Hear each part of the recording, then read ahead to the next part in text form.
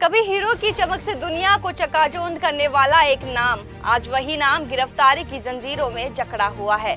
सरकारें बदली, जांच एजेंसियों की फाइलें मोटी होती गई, लेकिन सवाल वही रहा, क्या कानून का शिकंजा इस भागते हुए हीरे तक कभी पहुंचेगा?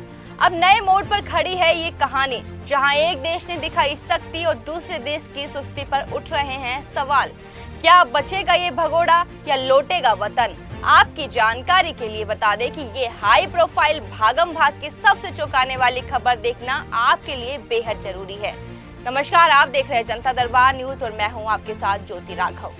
हीरो से बना था साम्राज्य, अब सलाखों के पीछे।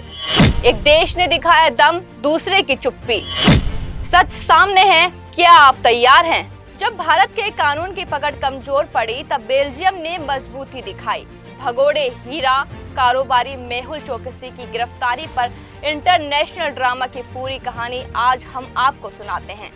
13,850 करोड़ रुपए के पंजाब नेशनल बैंक घोटाले के मुख्य आरोपी चोकसी को आखिरकार 12 अप्रैल को बेल्जियम में गिरफ्तार कर लिया गया। वैसे तो यह गिरफ्तारी भारतीय एजेंसियों की प्रत्यर्पण अपील पर हुई, लेकिन चोकसी फिलहाल बेल्जियम की जेल में है और भारत ने उसका प्रत्यर्पण सुनिश्चित करने के लिए कानूनी प्रक्रिया शुरू कर दी है।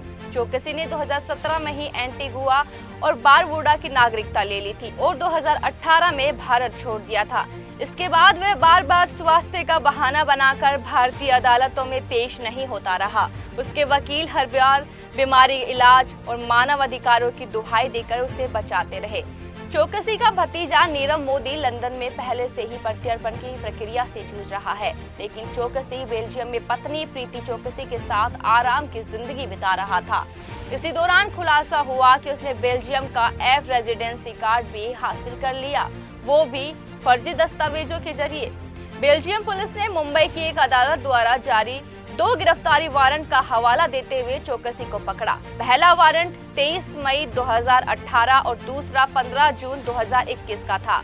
सूत्रों के अनुसार चोकसी की गिरफ्तारी के वक्त वह बेल्जियम के एक अपार्टमेंट में छिपा बैठा था। रिपोर्ट्स के मुताबिक वहां की सरकार को भी इस मामले की गंभीरता का अंदाजा है। यही वजह है कि बेल्जियम के विदेश मंत्रालय ने इसकी पुष्टि की और कहा कि इस मामले पर नजर बनाए हुए हैं।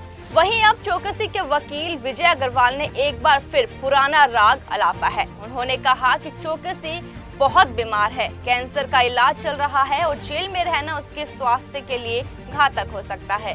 साथ ही उन्होंने कहा कि यह मामला राजनीतिक और भारतीय जेलों की स्थिति चिंताजनक है। उनकी ओर से अपील की जाएगी कि चोकसी को हिरासत में ना रखा जाए और वह बेल्जियम में ही रहकर कानूनी लड़ाई लड़े। यह पहली बार नहीं है कि चोकसी के कानून को चकमा दिया हो।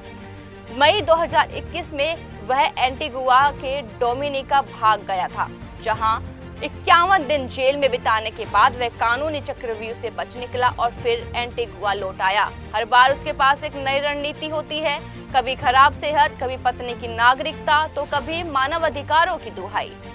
अब सवाल उठता है, क्या मेहुल चोकसी को भारत लाया जा सकेगा?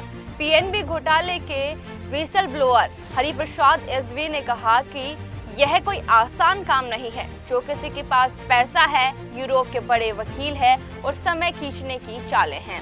उन्होंने कहा, विजय माल्या की तरह यह भी लंबी लड़ाई होगी, लेकिन इस बार भारत सरकार को कूटनीतिक और राजनीतिक स्तर पर, कानूनी स्तर पर पूरी तैयारी के साथ उतरना होगा। इस बार जीत किसकी होगी, कानून या चालाकी?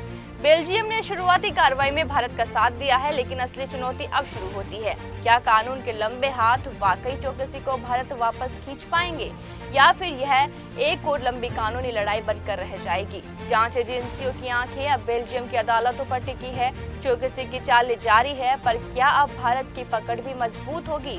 यह तो समय ही बताएगा। फिलहाल के लिए आप बने रहिए हमारे साथ और देखते रहिए जनता दरबार न्यूज। नमस्कार।